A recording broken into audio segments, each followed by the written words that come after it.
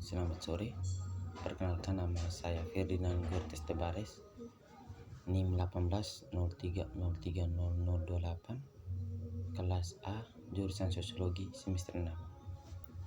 Baik, selamat sore, Bapak dosen dan teman-teman sekalian.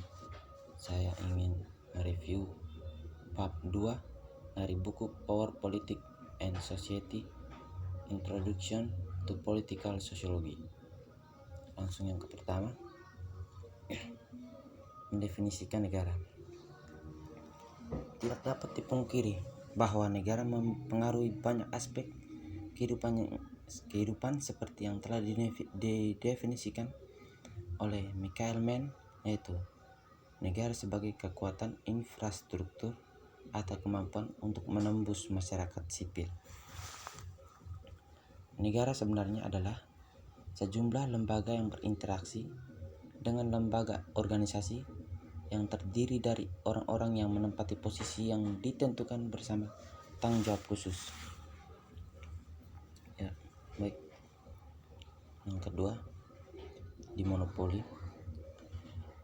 Menurut Max Weber, ia berpendapat bahwa negara adalah komunitas manusia yang dengan sukses mengklaim monopoli penggunaan sah kekuatan fisik dalam wilayah tertentu. Baik, itu menurut Max Weber. Yang ini lagi, Weber memandang negara sebagai asosiasi wajib dengan berbasis teritorial. Sifat wajib negara jelas dalam revolusi yang singkat itu. Negara pengguna kekuatan yang sah di dalam perbatasannya. Ini tidak berarti bahwa negara harus menggunakan kekuatan. Baik, yang ketiga, yang keempat, legitimasi. Legitimasi ialah warga negara percaya bahwa negara telah melangkahi batas-batas negara, dapat mengambil tindak dan negara itu dapat mengambil tindakan terhadap negara melalui pembangkangan sipil, protes, atau bahkan revolusi, yang pada akhirnya itu adalah masyarakat kolektif. Contohnya, seorang pengemudi mematuhi seorang petugas polisi bukan hanya karena seorang petugas polisi membawa senjata api, tetapi juga karena warga negara mengakui hak seorang perwira polisi untuk menghentikan lalu lintas atas nama negara. Itu yang menurut legitimasi. Ini munculnya negara. Dengan pandangan Weber, Tilly mendefinisikan negara sebagai relatif terpusat. Tilly berpendapat bahwa pembuatan perang dan akumulasi modal menciptakan negara karena troliling wilayah tertentu yang diperlukan untuk mengekstraksi sumber daya dari populasi di bawah kendali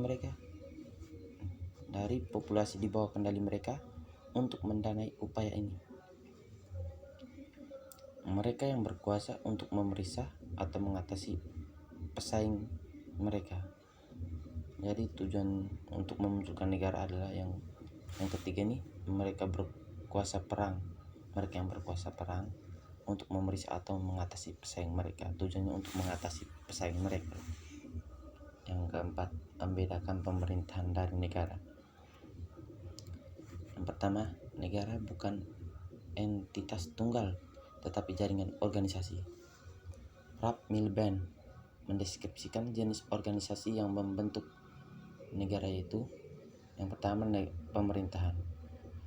Pemerintahan adalah rezim spesifik yang berkuasa di sembarang orang. Yang kedua, administrasi.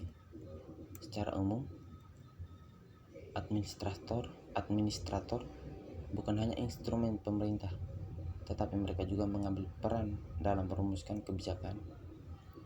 Yang ketiga, militer dan polisi. Bangsa membutuhkan pertahanan yang kuat, tetapi militer dan aparat keamanan negara tidak bertanggung jawab pada otoritas sipil. Baik,